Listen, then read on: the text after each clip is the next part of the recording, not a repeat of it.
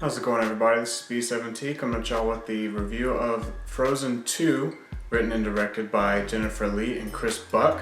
This is the same duo that brought us the first Frozen movie, and boy does it show. The heroes from Frozen set off on an adventure to an enchanted wood, possibly believed to be the source of Elsa's powers, to save their kingdom of Arendelle from these mysterious nature creatures to whom Elsa has a very deep connection. So upon initial viewing of this movie, I thought it was leaps and bounds better than the first one. But after seeing it a couple more times, I don't think it is that much better than the first, although still much better than the original Frozen movie.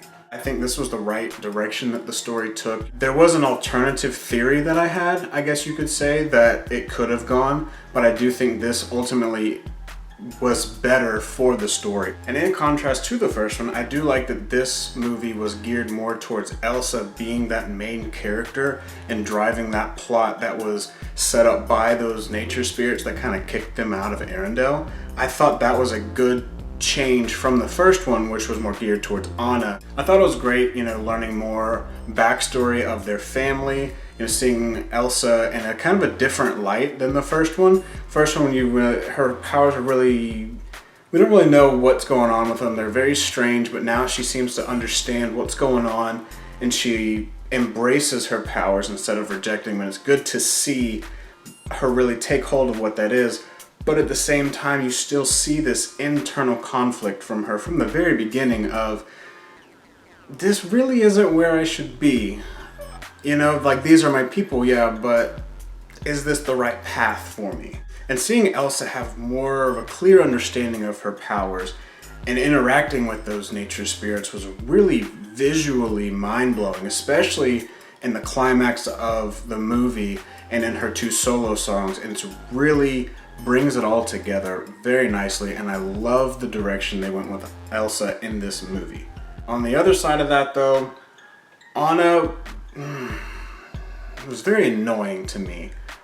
It really felt like she was more hindering the plot than being part of the plot and trying to drive the plot forward. Anna just felt like she was constantly trying to pull Elsa away from what Elsa knows is the right thing for her to do. And it didn't have the effect I think they were going for. Not that long after Elsa does push Anna away to do this journey on her own, Anna has this scene where she's like at the lowest she's ever been, and her solo song for this movie, I really didn't like it. And it felt very out of place. It really felt like it didn't need to be there. So without trying to spoil anything too much, Anna still has a very important role in this movie, and she does that role very well. I just think they could have made her a bit less of an annoyance and tried to help Elsa get through what she's trying to go through instead of trying to keep Elsa back. Kristoff is basically non-existent for a really large portion of this movie. He's got his solo song right there at about halfway through the movie, which I thought was a great scene. It didn't need to be there, but the song itself was really good. I laughed out loud the very first time that I saw it, and on subsequent viewings, I tried to listen to it more and understand that it didn't fit. It was just a funny scene, really, that didn't have to be put in. And they could have developed a little bit more of the plot, I think, and drawn some characters out a little bit more, rather than throwing that solo song in there for Kristoff, which felt like it was solely there for fan service because fans were upset he didn't have a solo in the first movie. And moving into Olaf the Snowman, he was perfect again as a comedy relief. I loved it. Even his solo song, which I did feel like was necessary to be in there. It kind of drove the plot a little bit with the spirits attacking him, and then all of a sudden, essentially all hell breaks loose with the spirits attacking everybody. I thought that was a great way to move it forward. And I really did think that the whole recap of Frozen 1 that he does for the Northolder people and the Arendellian soldiers was hysterical, especially with the interaction that the Arendellian soldier gave to him. I thought that was just hysterical, and it was a great thing to put in there, and it was a great timing of that aspect as well, to have that kind of humor thrown in at that moment. So my favorite song of the movie by far has got to be Into the Unknown, followed very closely by Show Yourself.